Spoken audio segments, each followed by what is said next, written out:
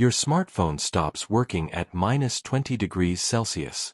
The battery just dies, the screen freezes, and the device shuts down completely because the electronics can't function at that temperature. At -30 degrees Celsius, exposed human skin develops frostbite in under 10 minutes. At -40 degrees Celsius, your breath freezes into ice crystals before it fully leaves your mouth. And at -63 degrees Celsius, temperatures recorded in some Afghan mountain valleys during the worst winter nights, metal becomes brittle and shatters, water thrown into the air turns to snow before it hits the ground, and an unprotected human being has maybe 3 minutes before losing consciousness from the cold. 3 minutes. Now imagine you're responsible for keeping your entire family alive through the night at that temperature. Your infant son who can't generate enough body heat to survive on his own. Your 80-year-old grandmother whose metabolism has slowed to the point where she's constantly cold even in moderate weather. Your pregnant wife. Your 3 other children aged between 4 and 12.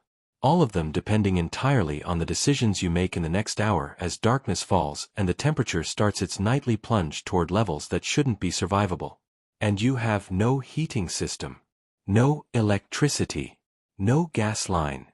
No oil furnace. No backup generator. No emergency services to call. No heated shelter within hours of travel even if the roads weren't buried under snow. Just the knowledge in your head, the materials in your home, and the brutal reality that if you get anything wrong tonight, someone you love will be dead by morning. Could you do it? Could you make the decisions that keep everyone alive? Because people in Afghanistan's highest mountain valleys have been doing exactly this every single winter for centuries. Not occasionally. Not with tragic losses every few years. But successfully, winter after winter, keeping entire communities alive through temperatures that modern survival experts say should be impossible to survive without industrial heating technology. Before we reveal exactly how they do it, drop a comment with where you're watching from. And if stories of extreme survival fascinate you, hit that subscribe button because what you're about to learn will change everything you thought you knew about human limits and what knowledge alone can accomplish when survival depends on nothing else. The first thing you need to understand is that -63 degrees Celsius isn't a temperature. It's a death sentence delivered on a timer. At that temperature, the human body is fighting a war it cannot win through metabolic heat generation alone. Your body produces roughly 100 watts of heat at rest. That's about the same as a standard incandescent light bulb. In a -63 degrees Celsius environment, your body is losing heat at a rate several times faster than it can produce it. The math is simple and brutal. Without external intervention, your core temperature drops, your organs begin shutting down, and you die. The only variable is how long it takes. The Afghan mountain valleys where these temperatures occur aren't marginal places where a few hardy souls choose to live for adventure. They're inhabited communities, villages where families have lived for generations, where children are born and raised, where elders reach their 80s, where normal human life continues through conditions that should make human habitation impossible. These aren't temporary camps evacuated when winter arrives. These are year-round homes where people sleep through the most extreme cold on Earth using nothing that requires fuel beyond what they can gather from the surrounding environment. And here's what makes this truly remarkable: they don't just barely survive. They sleep. Deeply enough that children rest peacefully through the night. Comfortably enough that people wake feeling rested rather than exhausted from fighting cold all night. Safely enough that frostbite and hypothermia are rare rather than routine. They've built a complete survival system that turns temperatures lethal to unprepared people into temperatures that a prepared family navigates successfully night after night through an entire winter. The system starts with something most people never consider when they think about surviving extreme cold. The structure where sleep happens isn't negotiable. You cannot survive -63 degrees Celsius in an ordinary house, tent, or shelter. The structure itself must be engineered specifically for these conditions, and the engineering must address mechanisms of heat loss that most modern people don't even know exist. Afghan families in the coldest valleys use structures that look from the outside like nothing more than mounds of earth and stone. No visible walls. No windows. Nothing that looks like a house in any conventional sense. And that appearance isn't accidental or primitive. It's the result of generations of refinement that discovered the only construction approach that actually works when the temperature differential between inside and outside reaches 80 degrees or more. The structure is built into the earth rather than on top of it, with the sleeping space excavated to depths of 2 to 3 meters below the surrounding surface. This isn't a basement beneath a house. This is the house, positioned entirely within the earth with only a roof and entry shaft connecting it to the surface. The surrounding earth at that depth maintains temperatures of 8 to 12 degrees Celsius year-round regardless of surface conditions. When it's minus 63 degrees Celsius at the surface, it's plus 10 degrees Celsius at 2 meters depth. That 73-degree difference is the thermal buffer that makes survival possible. The entry to these structures isn't a door in a wall. It's a shaft descending from the surface, sometimes with carved stone steps, sometimes with a notched log ladder, leading down to a horizontal passage that opens into the main sleeping chamber. This configuration creates multiple thermal barriers between the interior environment and the killing cold outside. Cold air is denser than warm air, so it flows downward. The shaft entry means cold air that penetrates past the surface covering flows down the shaft and pools at the shaft bottom rather than entering the living space directly. The horizontal passage from shaft bottom to living chamber creates another barrier that cold air has to traverse before reaching the sleeping area. The living chamber itself is usually circular or oval, a shape that has no corners where cold air can accumulate and no long straight walls where convection currents can accelerate. The smooth curved walls guide air movement in circular patterns that distribute warmth evenly rather than allowing it to stratify with hot air at the ceiling and cold air at the floor where people sleep. The ceiling is typically domed, not flat, so that rising warm air doesn't collect in a single spot but spreads across the entire roof surface, maximizing contact with the earth above and transferring warmth into that thermal mass. The walls of the chamber are lined with stone where available, creating a thermal mass layer between the living space and the surrounding earth. Stone absorbs heat slowly and releases it slowly, acting as a battery that stores warmth when the fire is burning and releases it steadily through the hours when the fire is reduced. The quality of this stone lining matters enormously. Poorly fitted stones with gaps allow air movement between the living space and the earth beyond, creating convection currents that strip warmth from the interior. Tightly fitted stones eliminate these currents, forcing any heat loss to occur through conduction alone, a much slower process. The roof structure carries the weight of the earth piled on top of it while preventing that earth from collapsing into the living space. Heavy timber beams, often the most valuable single component of the entire structure, span the chamber and support secondary poles that carry brush and packed earth.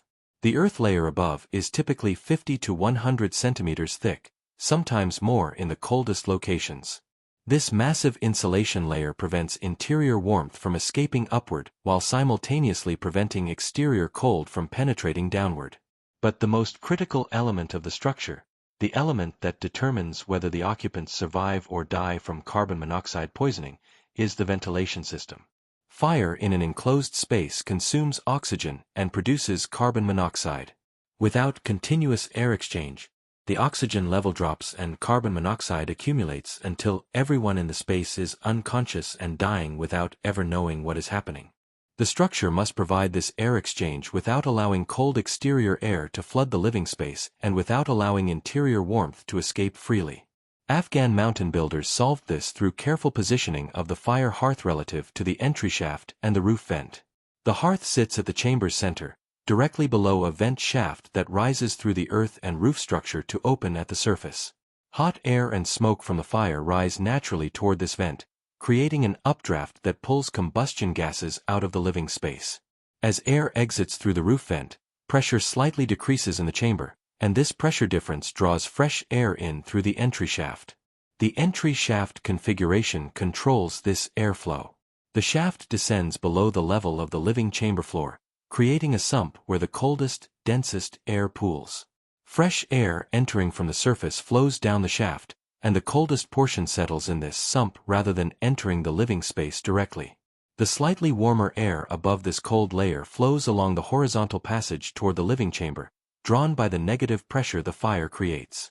By the time this air reaches the chamber, it has warmed through mixing and contact with the warmer surfaces of the passage. The fire itself is positioned to intercept this incoming air as it enters the chamber. The flames consume the oxygen in the incoming air, heat it dramatically, and send it upward as smoke and warm air toward the roof vent. The system is self-regulating. The hotter the fire burns, the stronger the updraft it creates, and the more fresh air is drawn in to replace what exits. If the fire dies down, the updraft weakens, less fresh air enters, and oxygen levels drop slightly, which makes the fire burn less efficiently in a feedback loop that prevents the fire from consuming oxygen faster than the ventilation system can replace it. This ventilation engineering was developed not through formal education in thermodynamics and fluid dynamics but through generations of direct observation. Builders who positioned vents incorrectly produced chambers where people got sick, became confused, or died. Builders who positioned vents correctly produced chambers where people stayed healthy through entire winters. The knowledge of what worked was preserved because the consequences of getting it wrong were immediately obvious and permanently memorable. The structure provides the thermal envelope and the ventilation that makes survival possible. But the envelope alone doesn't keep anyone warm. What happens inside that envelope, how fire is managed, how bedding is prepared, how family members are positioned, how bodies are protected, determines whether the theoretical survival margin the structure provides translates into actual survival through the night. The fire management through a night at -63°C requires understanding that seems impossibly precise until you realize it was developed through winters where imprecision killed people. The fire cannot be too large, because fuel is absolutely limited, and burning through the supply means having no fire at all when it matters most. The fire cannot be too small, because inadequate heat means the chamber temperature drops toward levels where sleep becomes difficult, then dangerous, then impossible. The calibration point is the thermal mass. The stone around the hearth and the stone lining the walls need to be loaded with heat during the evening hours when the family is awake and active, when fuel consumption to maintain a larger fire is acceptable. This loading period typically lasts 3 to 4 hours, during which the fire burns at maximum safe intensity. The stone absorbs enormous amounts of thermal energy during this period, raising its temperature to levels where it's uncomfortably hot to touch near the hearth. When the family prepares for sleep, the fire is reduced deliberately to a smaller, sustained burn that maintains the ventilation cycle and provides modest direct heat, but primarily serves to prevent the temperature from dropping too rapidly as the stored heat in the stone slowly dissipates. Through the sleeping hours, the stone continues radiating warmth into the chamber, maintaining survivable temperatures even though the fire itself is producing relatively little direct heat. The monitoring of this reduced fire through the night is the responsibility that determines whether everyone wakes up safely. Someone must remain partially alert, aware enough to notice if the fire dies completely or burns too low to maintain the ventilation cycle. The fire tender for the night typically positions themselves nearest the entry shaft, the coldest position in the sleeping arrangement, sacrificing their own thermal comfort to maintain alertness that full comfort would undermine. The role rotates among capable adults so that no single person becomes dangerously sleep-deprived while the family still maintains continuous monitoring. The fuel used for this overnight fire is selected as carefully as every other element of the system. Wood quality determines burn rate, heat output, and smoke production. Dense hardwoods burn slowly and produce steady heat with minimal smoke. Softwoods burn faster and produce more smoke. Damp wood smokes heavily and produces less heat. Afghan mountain families process and store their winter fuel during warmer months specifically to ensure that every piece of wood burned during the coldest nights meets the quality standard the survival system requires. The structure and fire management create the foundation. But at -63°C, even inside a perfectly engineered earth shelter with thermal mass fully loaded and fire burning correctly, the air temperature in the sleeping chamber is still cold. Not as cold as outside, but cold enough that exposed skin would develop frostbite within minutes and an unprotected body would lose the thermal battle through a long night. What Afghan mountain families do to their bodies and the space immediately around their bodies is what actually keeps them alive through temperatures that should be unsurvivable.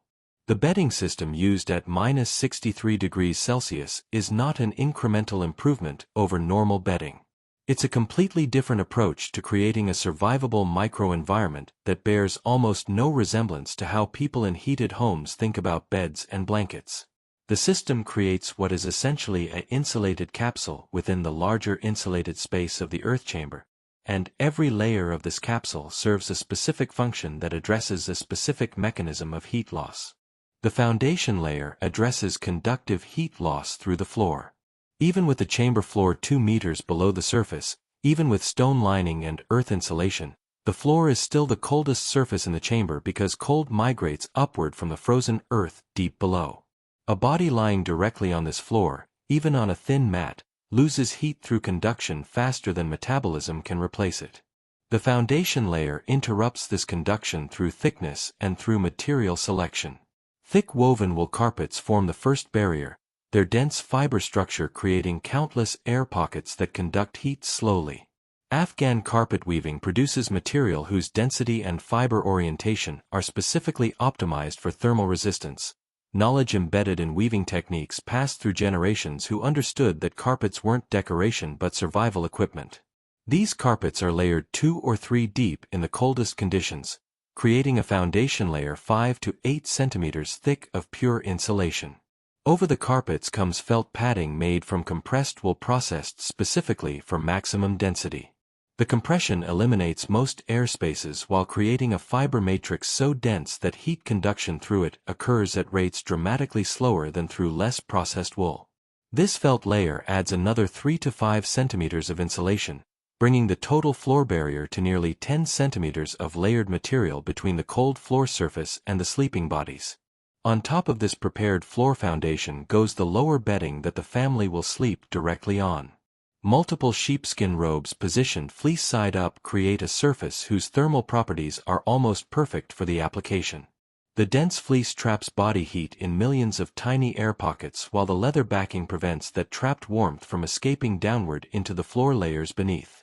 A family sleeping on this prepared foundation is thermally isolated from the ground, experiencing floor temperatures dramatically higher than the actual stone surface below the insulation layers. The side barriers of the sleeping capsule are created from additional sheepskin robes positioned vertically around the sleeping area's perimeter. These aren't loose coverings but structured barriers that stand upright through their own weight and the weight of additional materials placed against them from outside, creating walls within the larger chamber that define the sleeping capsule. The fleece sides of these robes face inward toward the sleeping area, so the family sleeps inside a fleece-lined enclosure that traps the warmth their bodies produce and prevents it from radiating or convecting into the larger chamber space. The upper covering that goes over the sleeping family is where the system's sophistication becomes most apparent. This isn't a single heavy blanket but a carefully ordered sequence of layers, each addressing different aspects of heat retention. The innermost layer against the sleeping bodies is soft processed wool that manages moisture.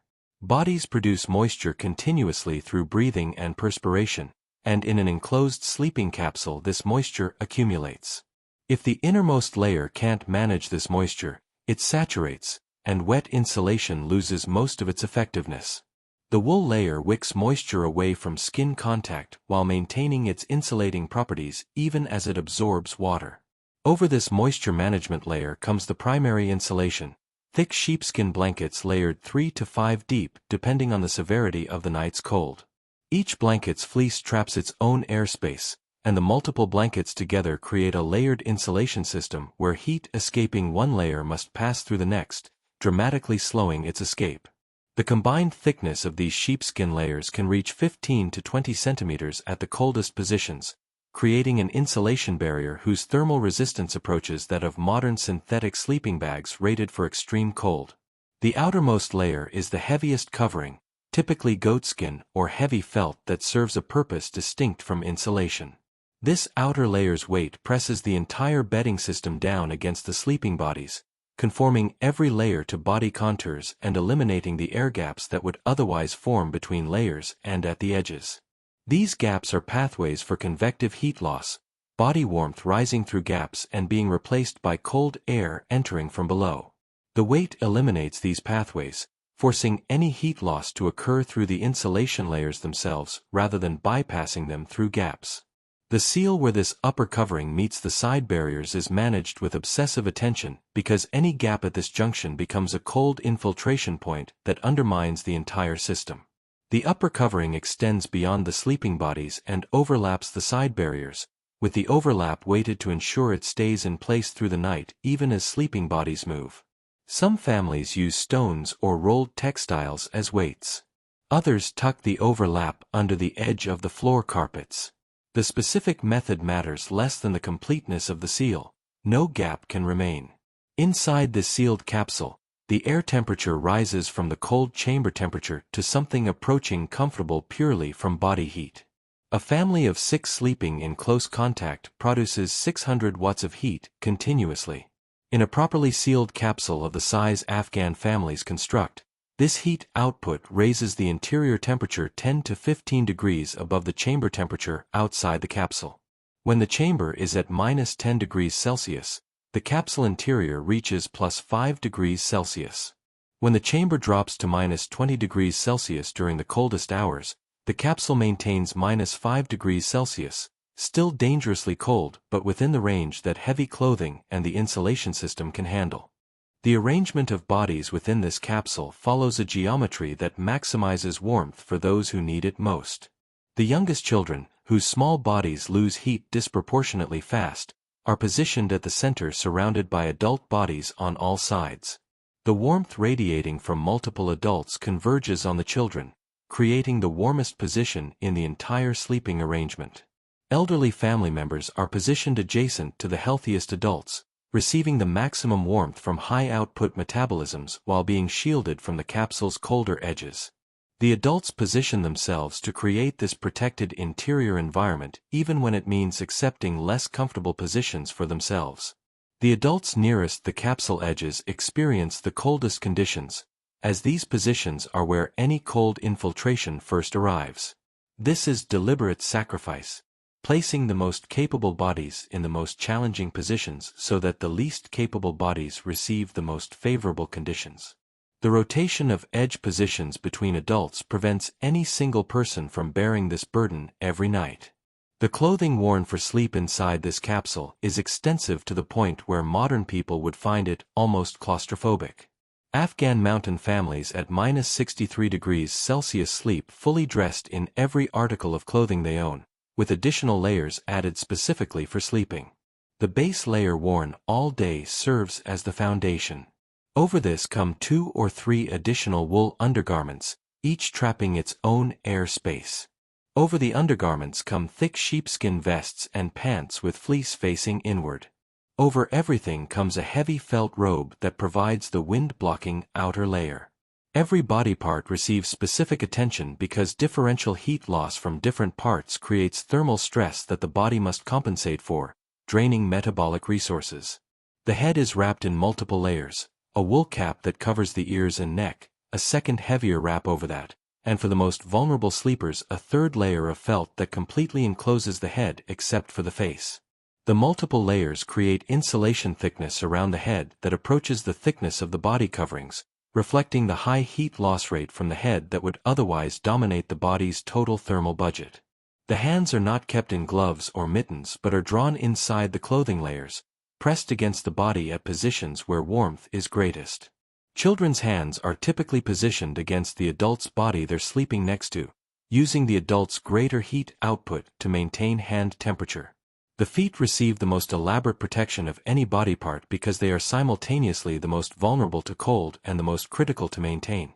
Feet that lose circulation badly enough develop frostbite, and frostbitten feet mean losing mobility, which in a mountain environment means losing survival capability.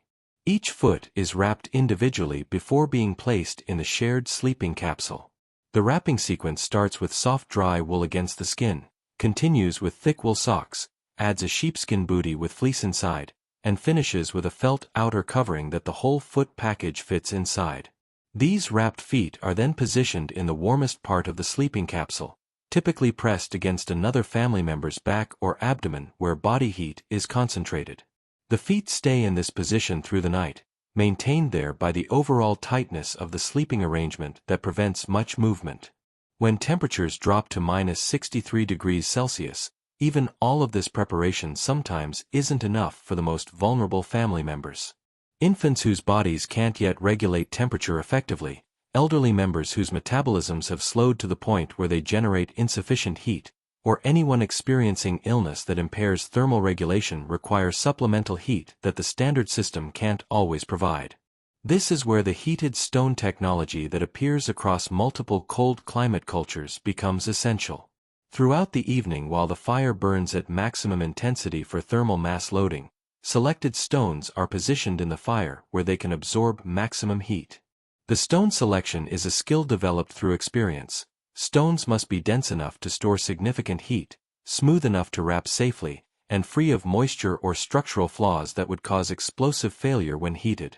River stones are preferred where available, their smooth surfaces and water-washed structure making them safer for heating than rough stones from other sources. These stones are heated until they're too hot to touch even briefly, absorbing thermal energy that will be released slowly over the following 6 to 8 hours. When the family prepares for sleep, the stones are removed from the fire using wooden tools and are wrapped immediately in thick wool. The wrapping serves two purposes. It prevents burns from direct contact with the extremely hot stone, and it slows the rate of heat loss from the stone, extending the duration that it remains useful as a heat source. These wrapped stones are positioned within the sleeping capsule at the locations where supplemental heat is most needed.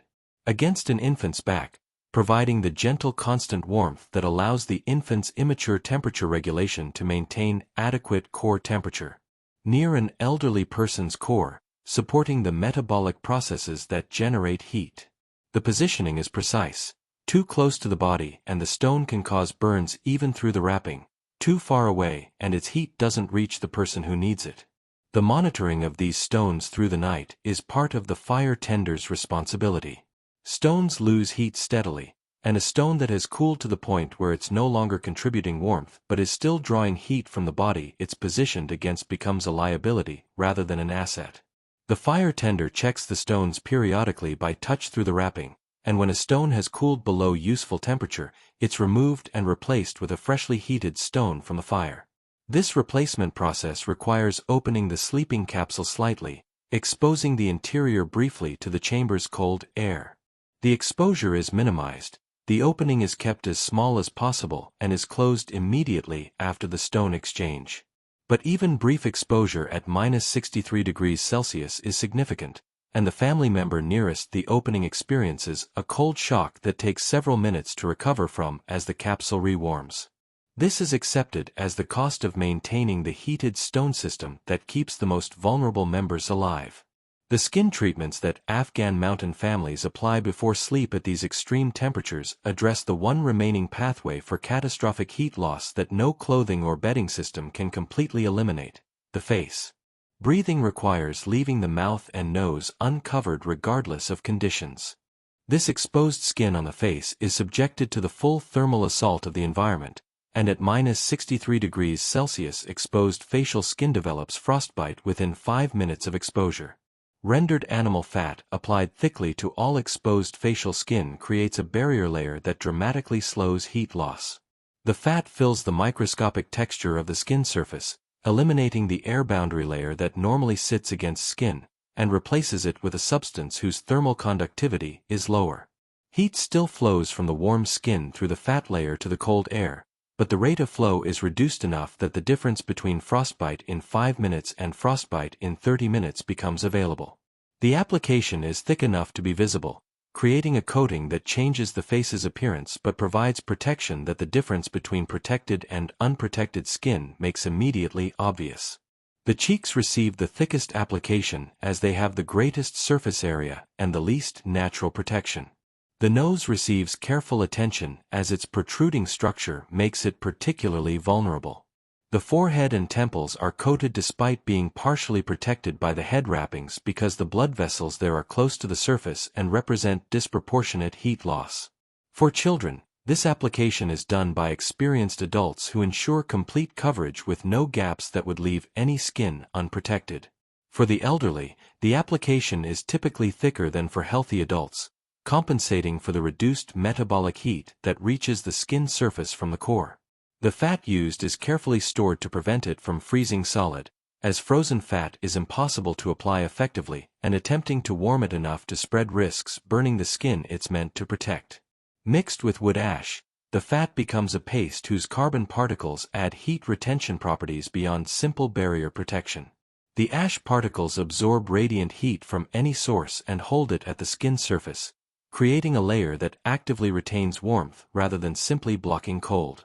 This enhanced paste is reserved for the most extreme conditions and the most vulnerable individuals, as the ash makes the mixture more difficult to remove and can irritate skin with extended contact.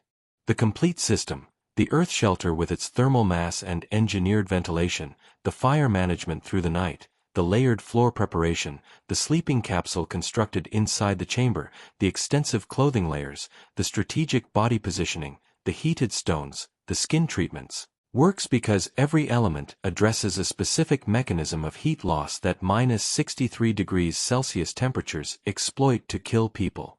Remove any element and the system's performance degrades in ways that experienced Afghan mountain families can immediately predict and quantify. A night where the thermal mass loading is incomplete shows in the chamber temperature by midnight. A sleeping capsule with an inadequate seal leaks warmth that the body heat inside can't fully compensate for. Clothing layers that allow moisture accumulation lose effectiveness as the night progresses. Stones that aren't hot enough when positioned fail to provide the supplemental warmth the most vulnerable members need. Each element's contribution is measurable in its absence. This immediate feedback from consequences is what kept the knowledge accurate across generations. Children growing up in Afghan mountain families experienced every element of the system from infancy, felt the difference between adequate and inadequate preparation, watched adults respond to problems as they emerged, and gradually took responsibility for elements as their experience grew. By the time a young adult was managing the system for their own family, they had spent 2 decades developing the judgment that made competent management possible. The knowledge wasn't transmitted through abstract instruction but through direct participation in the system every single night of every winter from birth forward. You learned what adequately loaded thermal mass felt like by experiencing winters where it was done right and winters where it was done wrong. You learned how tight the sleeping capsule seal needed to be by spending nights in capsules with inadequate seals and feeling the cold infiltration. You learned how to position heated stones by seeing what happened when they were positioned incorrectly. People in Afghanistan sleep through -63°C winter nights without heating because they possess knowledge that addresses every mechanism by which that temperature kills sleeping humans, and they execute that knowledge with a precision that reflects generations of winters where imprecision was fatal. The temperature didn't become less deadly for families who mastered this system. It remained exactly as lethal, exactly as brutal, exactly as capable of killing anyone who made errors. What changed was the family's ability to meet that lethality with a complete response that covered every vulnerability and maintained that coverage through every hour of every night regardless of what the temperature did.